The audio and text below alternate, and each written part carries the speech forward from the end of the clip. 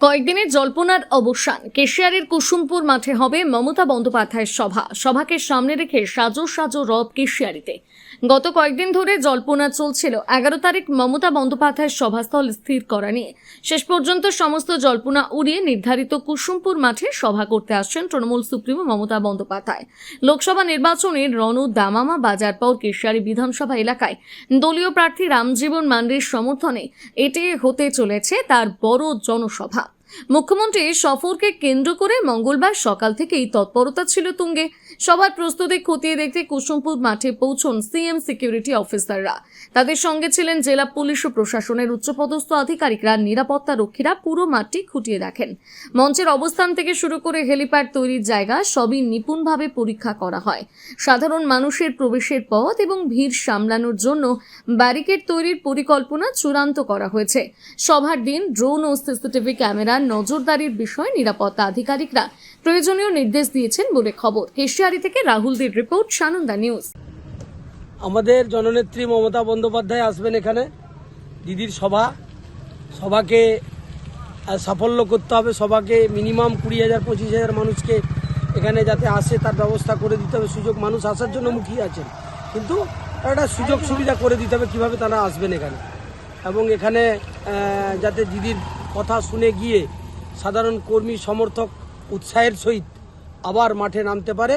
বাংলা ও বাংলার যে সম্মান, বাঙালির সম্মান রক্ষার লড়াইয়ে দিদি নেমেছেন, তার সৈনিক হতে সবাই আসবে। জল্পনা চলছিল যে খাজরা কুসুমপুর কোনখানে সিলেক্ট হলো? এটা কুসুমপুরের মাঠে সিলেক্ট হলো। কুসুমপুর মাঠেই হবে। তার তো Z+ ক্যাটাগরি সিকিউরিটি, তার সিকিউরিটি যেখানে দেবেন সেখানেই আমরা সভা করব।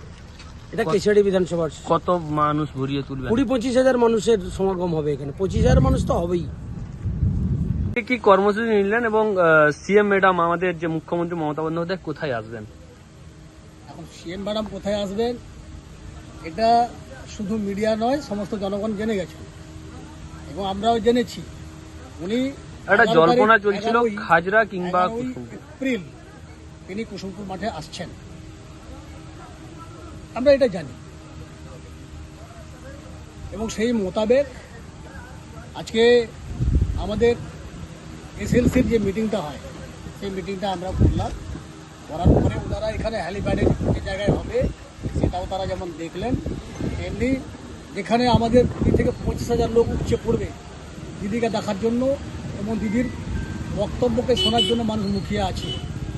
এক প্রকার মানুষ একেবারে কোমর বেঁধে দাঁতে দাঁত চেপে মুষ্টিবদ্ধ করে এই যে বাংলা বিরোধী, সংবিধান বিনষ্টকারী এবং ভারতবর্ষ ধ্বংসকারী যে বিজেপি, তার বিরুদ্ধে মানুষ একজোট হওয়ার আগে থেকেই সংকল্প নিয়েছে। দিদি এলে সেই সংকল্পটা আরও তেজি হবে, আরও উৎসাহিত হবে।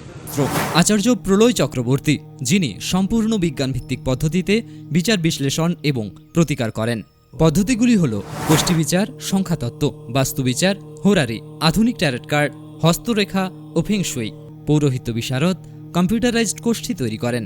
চেম্বার প্রতি বুধবার বেলদাতে, কেশিয়ারি মোড়, শ্যাম হোমিও হলের নিকট, সকাল 10টা থেকে বিকেল 5টা এবং সোমবার ও শুক্রবার ঠাকুরচক বাস স্ট্যান্ডে বিকেল 3টে থেকে রাত্রি 8টা পর্যন্ত। এছাড়া বাড়িতেও চেম্বার করেন ঠাকুরচক হাই স্কুলের নিকট প্রত্যহ সকাল 9টা থেকে 11টা পর্যন্ত এবং বিকেল 3টে থেকে সন্ধে 6টা পর্যন্ত। এছাড়া প্রতি ইংরেজি মাসের প্রথম ও শেষ সপ্তাহে রবিবার সকাল 11টা থেকে 5টা পর্যন্ত জুনবলদা 9 নম্বর অঞ্চল অফিসের নিকট চম্পা স্টুডিও দ্বিতলে। কেশিয়ারি আপ্যায়ন লজ প্রতি ইংরেজি মাসের প্রথম ও শেষ সপ্তাহে শনিবার। নিজেকে আপডেট রাখতে ফলো করুন সানন্দা নিউজ।